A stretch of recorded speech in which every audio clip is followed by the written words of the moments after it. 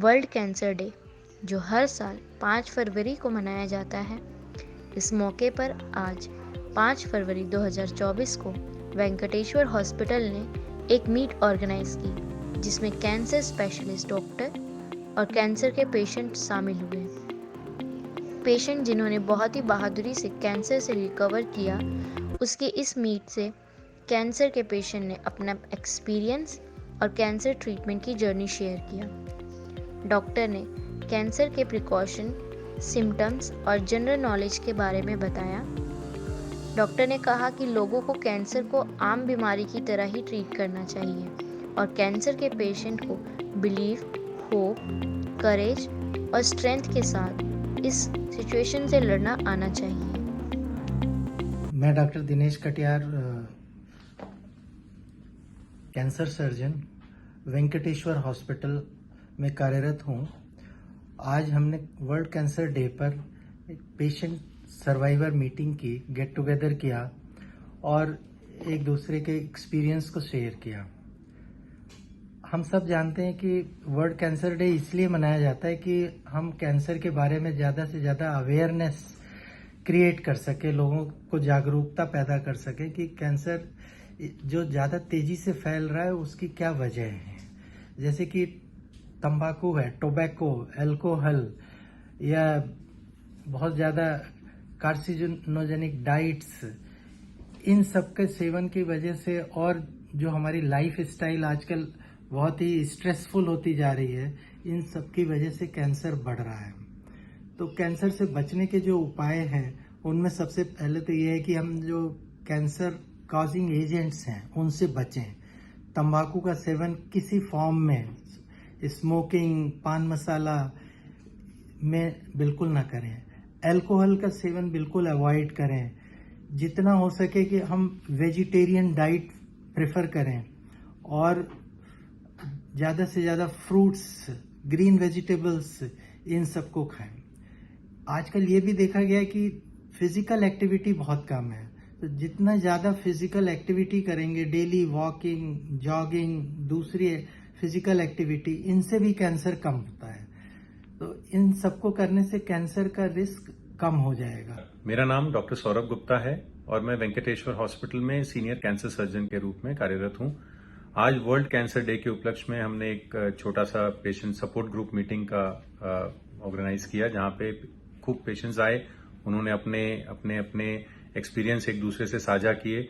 और इस साल वर्ल्ड कैंसर केयर की थीम है close the cancer care gap, everyone deserves an equal opportunity to access the cancer care. इसका मतलब है कि हम लोगों को ऐसे कोशिश करनी चाहिए कि कहीं दूर दराज के इलाके में भी अगर कोई पेशेंट है तो उसको कैंसर के ट्रीटमेंट तक पहुंचने में कोई मुश्किल ना आए, वो इलाज, वो सुविधाएं उस तक पहुंचे। तो उसमें जो जो कमियां हैं उनको हमें आइडेंटिफाई करके उनको क्लोज करना, यही इस साल कैंसर केयर डे का थीम और उद्देश्य है। मुझे लगता है कि बड़े शहरों में तो कैंसर की सुविधाएं बहुतायत में है, परंतु छोटे सिटीज में जहां पर अभी उतने क्वालिफाइड डॉक्टर्स नहीं है, उतनी सुविधाएं नहीं है, वहां पर इस चीज की बहुत जरूरत है। और हमें कोशिश करनी चाहिए कि हम लोग एज अ सुपर स्पेशलिस्ट अपनी सेवाएं वहां भी दें, या जो और डॉक्टर्स हैं वो उधर भी अपनी सुविधाएं दें। कैंसर इलाज के लिए रेडिएशन की मशीन्स वहां पर इंस्टॉल हों, ताकि पेशेंट्स को बहुत दूर तक ट्रैवल ना करना पड़े या हर किसी को मुंबई, दिल्ली या अमेरिका ना जाना पड़े। सो कैंसर एक बहुत ही कॉमन बीमारी हो गई है आजकल। जैसे डायबिटीज है, इसी तरह हम कैंसर को भी आजकल एक लाइफस्टाइल डिजीज कहने लगे हैं। नमस्कार, मेरा नाम है डॉक्टर मयंक अग्रवाल। मैं एक कैंसर स्पेशलिस्ट हूँ, कैंसर रोग विशेषज्ञ, वेंकटेश्वर हॉस्पिटल द्वारका में। तो इस बार का जो वर्ल्ड कैंसर डे का जो थीम है, that is close the care gap, उसके बारे में मैं पहले थोड़ा सा बताना चाहूँगा कि इस थीम का मानना ये है कि वर्ल्ड कैंसर डे पे जो हम अवेयरनेस स्प्रेड करते हैं वो सिर्फ हेल्थ केयर प्रोवाइडर्स तक ही लिमिटेड ना रहे, राइट। और ये जो हम कैंसर पेशेंट्स के इलाज में जो हम कार्यरत हैं, ये सिर्फ हेल्थ केयर प्रोवाइडर्स तक लिमिट ना रहे। सो हम as a society, as a nation, मैं आप सबसे आग्रह करना चाहूँगा कि अपने अपने लेवल पर हम कैंसर पेशेंट्स की जो मदद कर सकते हैं वो हमें करनी चाहिए।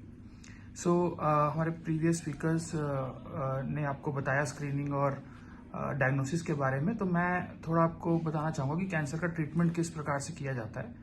कैंसर ट्रीटमेंट में अमूमन 3 प्रकार की मोडालिटीज़ का प्रयोग किया जाता है, जिसमें कि सर्जरी है, रेडियोथेरेपी है और सिस्टमिक थेरेपी है। सिस्टमिक थेरेपी बेसिकली उस प्रकार की थेरेपी जो कि ब्लड के जरिए, दवाओं के जरिए पेशेंट्स को दी जाती है, जिसमें कि chemotherapy, targeted therapy, immunotherapy, hormonal therapy and molecular targeted therapies, antibodies, ये सब का यूज किया जाता है।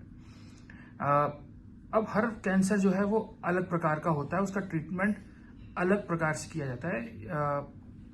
कोई भी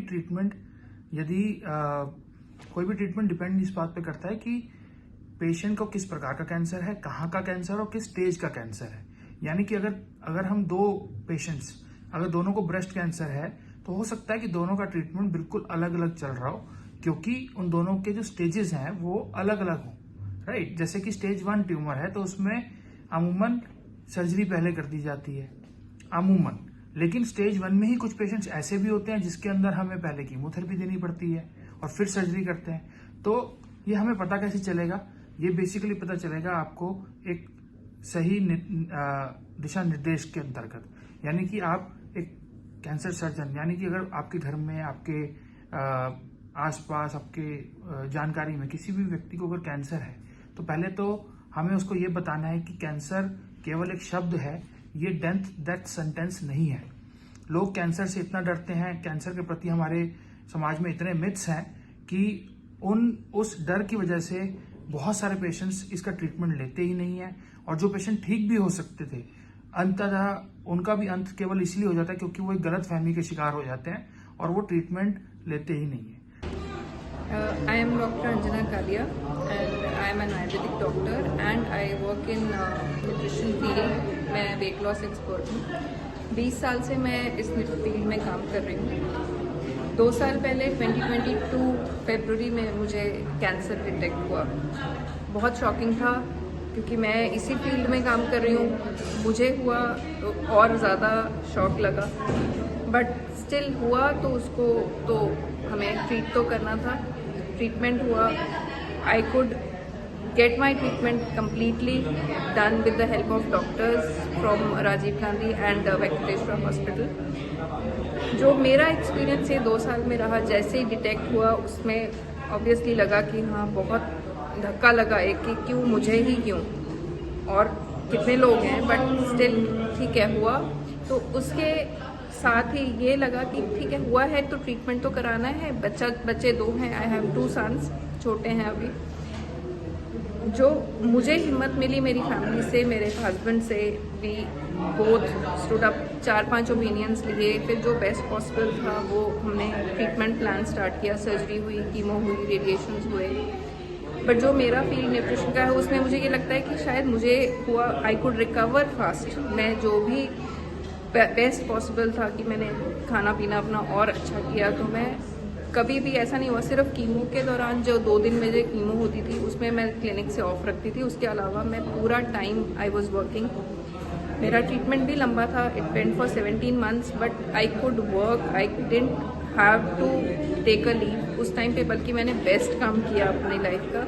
सो कैंसर एक डर ज़रूर है, but it should not hold back from your life, या आपकी ज़िंदगी को ये रोक नहीं सकता है। अगर आप हिम्मत रखते हो तो you can get through this, you can fight it.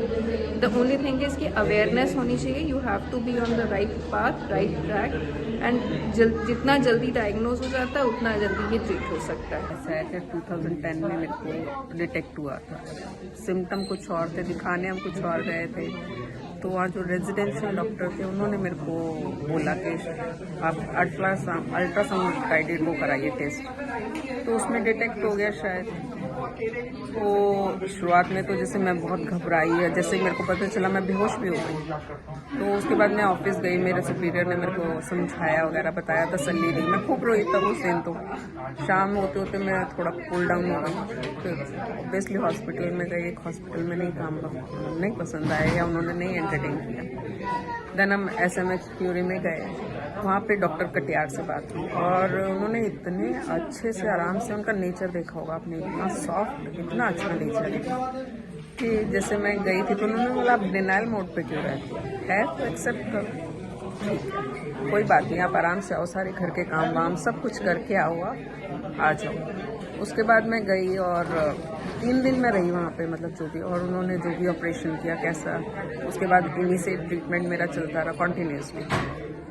तो जो भी है तो मेरे को मतलब उसके बाद ऐसा नहीं, प्रॉब्लम तो आती है, उसके बाद ट्रीटमेंट के बाद प्रॉब्लम आती है। मैं लकी हूँ कि मेरा कीमो नहीं हुआ, पर रेडिएशन में जो भी मेरे को कैप्सूल खाया या जो, उसके बाद जो न्यूक्लियर मेडिसिन वगैरह पीने से मेरे को जैसे टांगों में बहुत दर्द कि मैं चल भी नहीं पाती। कितने टाइम पीरियड का था मैम आपका सारा? 2-3 साल तो लग ही जाते हैं क्योर होते होते, मतलब ट्रीटमेंट चलते चलते 2-3 साल तो लगते हैं बाकी।